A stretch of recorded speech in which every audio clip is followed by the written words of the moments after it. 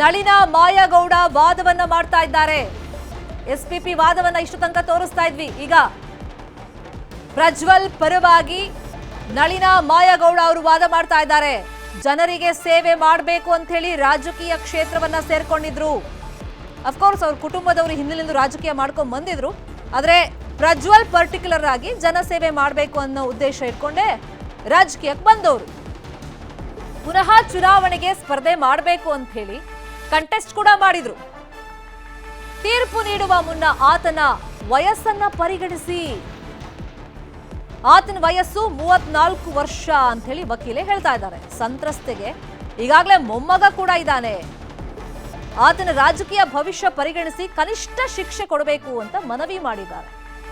ಜನಸೇವೆ ಮಾಡೋದಾದ್ರೆ ಅದು ಬೇರೆ ರೀತಿಯಲ್ಲಿ ಮಾಡಬೇಕಾಗಿತ್ತು, ಈ ರೀತಿ ಅಲ್ಲ ಮಾಡೋದು. ತನ್ನ ರಾಜಕೀಯ ಪ್ರಭಾವ ಬಳಸಿಕೊಂಡು ದುಡ್ಡಿದೆ ಅನ್ನೋ ದುರಹಂಕಾರದಲ್ಲಿ ಸೊಕ್ಕಲ್ಲಿ ತಾನು ಏನ್ ಮಾಡಿದ್ರು ಸರಿ, ತಾನು ಏನ್ ಮಾಡಿದ್ರು ಸಮಾಜ ಅಥವಾ ಮಹಿಳೆಯರು ಅಥವಾ ಯುವತಿಯರು ಸಹಿಸ್ಕೊಳ್ಬೇಕು ಅನ್ನೋ ಮನಸ್ಥಿತಿ ಇದೆಯಲ್ಲ, ಅದರಲ್ಲೂ ಎಂತ ಕ್ರೂರ ವ್ಯಕ್ತಿತ್ವ ನೋಡಿ, ಎಂತ ಅಶ್ಲೀಲವಾದಂತ ವ್ಯಕ್ತಿತ್ವ ಅಥವಾ ಮನಸ್ಸು ಆತನಿಗಿತ್ತು, ಮೆಂಟಾಲಿಟಿ ನೋಡಿ.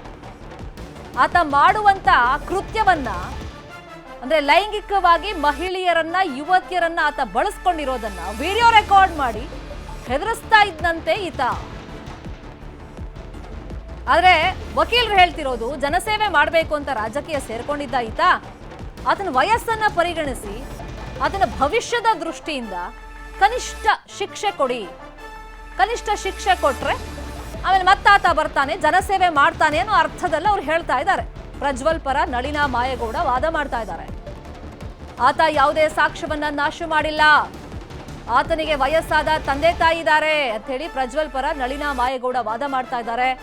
ಪ್ರಜ್ವಲ್ಗೆ ವಯಸ್ಸಾದ ಅಜ್ಜ ಅಜ್ಜಿ ಇದ್ದಾರೆ, ಇದು ರಾಜಕೀಯ ದುರುದ್ದೇಶ ಅನ್ನೋದು ಗೊತ್ತಾಗ್ತಾ ಇದೆ ಅಂತ ಹೇಳಿ ಪ್ರಜ್ವಲ್ ಪರ ನಳಿನಾ ಮಾಯಗೌಡ ಅವರು ವಾದ ಮಂಡನೆಯನ್ನ ಮಾಡ್ತಾ ಇದ್ದಾರೆ.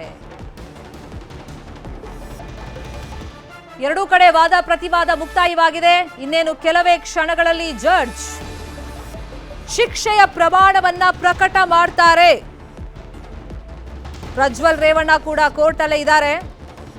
ಸರ್ಕಾರದ ಪರ ವಕೀಲರು ಅಂದ್ರೆ ಎಸ್ಪಿಪಿ ಬಿಎನ್ ಜಗದೀಶ್ ಮತ್ತೆ ಅಶೋಕ್ ನಾಯ್ಕ್ ವಾದ ಮಂಡನೆಯನ್ನ ಮಾಡಿದ್ರು. ಪ್ರಜ್ವಲ್ ಪರವಾಗಿನೂ ಈಗ ವಾದ ಮಂಡನೆ ಆಯ್ತು, ವಾದ ಪ್ರತಿವಾದ ಆಯ್ತು. ದೋಷಿ ಅಂತ ಹೇಳಿ ಸಾಬೀತಾಗಿದೆ ಅಂತ ಕೋರ್ಟೇ ನಿನ್ನೆ ಹೇಳಿತ್ತು. ಈಗ ಶಿಕ್ಷೆಯ ಪ್ರಮಾಣ ಉಳಿದಿದೆ.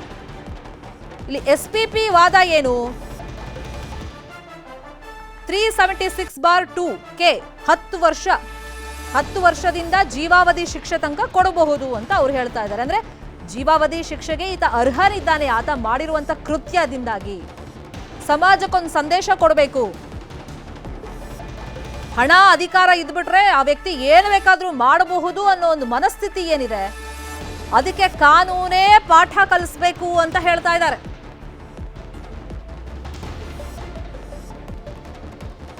ಕೋರ್ಟ್ ಅಲ್ಲಿ ಅಪರಾಧಿ ಪ್ರಜ್ವಲ್ ಮಾತನಾಡಿದ್ದಾರೆ. ನನಗೆ ಹಾಸನದಲ್ಲಿ ಒಳ್ಳೆ ಹೆಸರಿತ್ತು, ಯಾರು ನೇರವಾಗಿ ದೂರು ಕೊಟ್ಟಿಲ್ಲ ಅಂತ ಅವ್ರು ಹೇಳ್ತಾ ಇದ್ದಾರೆ. ನಿನ್ನೆ ಕಣ್ಣೀರನ್ನ ಹಾಕಿದ್ರು ದೋಷಿ ಅಂತ ಹೇಳಿದ್ಕೋ ತಕ್ಷಣ. ಸೊ ಇವತ್ತು ಉತ್ತರವನ್ನ ಕೊಡ್ತಾ ಇದ್ದಾರೆ. ನನಗೆ ಹಾಸನದಲ್ಲಿ ಒಳ್ಳೆ ಹೆಸರಿತ್ತು, ಯಾರು ಕೂಡ ನೇರವಾಗಿ ದೂರನ್ನ ಕೊಟ್ಟಿಲ್ಲ. ಚುನಾವಣೆಗೆ 6 ದಿನ ಮುಂಚಿತವಾಗಿ ವಿಡಿಯೋ ಬಿಟ್ಟಿದ್ದಾರೆ. ಅಂದ್ರೆ ರಾಜಕೀಯ ಪಿತೂರಿ ಅಂತ ಹೇಳಿ ಪ್ರಜ್ವಲ್ ಹೇಳ್ತಾ ಇರೋದು.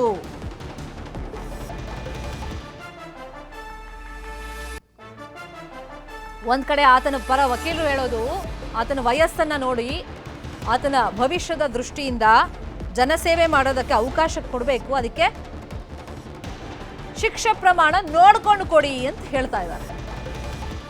ಈಗ ಪ್ರಜ್ವಲೇ ಹೇಳ್ತಾ ಇದ್ದಾರೆ, ಎಲೆಕ್ಷನ್ಗೂ ಮೊದಲು ಪಿತೂರಿ ಮಾಡ್ಬಿಟ್ಟಿದ್ದಾರೆ ನನ್ನ ಮೇಲೆ, ಚುನಾವಣೆಗೆ 6 ದಿನ ಮುಂಚಿತವಾಗಿ ವಿಡಿಯೋ ಬಿಟ್ಬಿಟ್ಟಿದ್ದಾರೆ ಅಂತ ಜಡ್ಜ್ ಮುಂದೆ ಅಪರಾಧಿ ಪ್ರಜ್ವಲ್ ರೇವಣ್ಣ ಹೇಳಿಕೆ ಕೊಟ್ಟಿದ್ದಾರೆ. ನಿನ್ನೆ ದೋಷಿ ಅಂತ ಜಡ್ಜ್ ಹೇಳ್ತಾ ಇದ್ದಂಗೆ ಕಣ್ಣೀರು ಹಾಕಿದ್ದಂತ ಪ್ರಜ್ವಲ್ ಇವತ್ತು ಹಾಸನದಲ್ಲಿ ನಂಗೆ ಒಳ್ಳೆ ಹೆಸರಿತ್ತು, ಎಲೆಕ್ಷನ್ ಸಂದರ್ಭದಲ್ಲಿ ಹಿಂಗ್ ಮಾಡ್ಬಿಟ್ಟಿದ್ದಾರೆ, ರಾಜಕೀಯ ಪಿತೂರಿ ಇದು.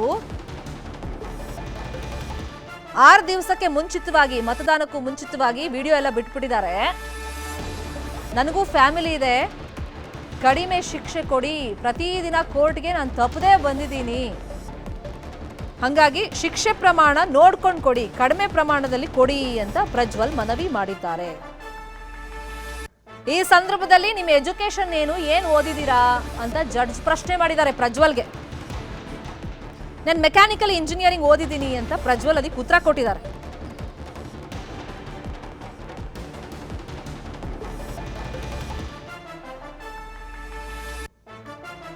ವಿಡಿಯೋ ಬಂದ ಮೇಲೆ ಕಂಪ್ಲೇಂಟ್ ಕೊಟ್ಟಿರುವಂತ ವಿಷಯ ಈಗ ಬಂತು. ಚುನಾವಣೆ ಸಂದರ್ಭದಲ್ಲಿ ವಿಡಿಯೋ ಹರಿಬಿಟ್ಟಿದ್ದಾರೆ. ಅದಕ್ಕೂ ಮುಂಚೆ ಯಾರು ಕಂಪ್ಲೇಂಟ್ ಕೊಟ್ಟಿರಲಿಲ್ಲ. ಇದೆಲ್ಲ ರಾಜಕೀಯ ಪಿತೂರಿ.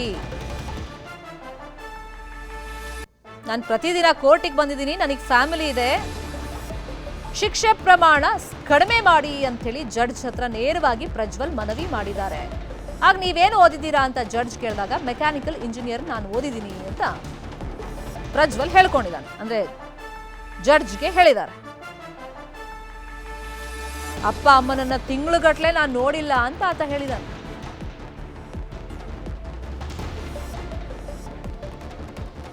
ಈಗ ಶಿಕ್ಷೆ ಪ್ರಮಾಣದ ಮೇಲೆ ಎಲ್ಲರ ಚಿತ್ತ ಇರೋದು. ಎರಡೂ ಕಡೆ ವಾದ ಪ್ರತಿವಾದ ಮುಕ್ತಾಯ ಆಗಿದೆ. ಈಗ ಪ್ರಜ್ವಲ್ ತನ್ನ ಹೇಳಿಕೆಗಳನ್ನ ಅಥವಾ ಮನವಿಯನ್ನ ಜಡ್ಜ್ ಮುಂದೆ ಹೇಳ್ತಾ ಇದ್ದಾನೆ.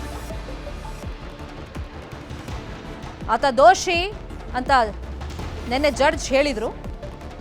ಈಗ ಆತ ಶಿಕ್ಷೆ ಪ್ರಮಾಣ ನೋಡ್ಕೊಂಡು ಕೊಡಿ, ಕಡಿಮೆ ಶಿಕ್ಷೆ ನೀಡಿ ಅಂತ ಹೇಳಿ ಜಡ್ಜ್ಗೆ ಮನವಿ ಮಾಡ್ಕೊಳ್ತಾ ಇದ್ದಾನೆ. ಅಪ್ಪ ಅಮ್ಮನನ್ನ ತಿಂಗಳುಗಟ್ಲೆ ನಾನು ನೋಡಿಲ್ಲ ಅಂತ ಹೇಳಿ ನ್ಯಾಯಾಧೀಶರ ಮುಂದೆ ಕಣ್ಣೀರನ್ನ ಇಡ್ತಾ ಇದ್ದಾನೆ ಅಪರಾಧಿ ಪ್ರಜ್ವಲ್ ರೇವಣ್ಣ.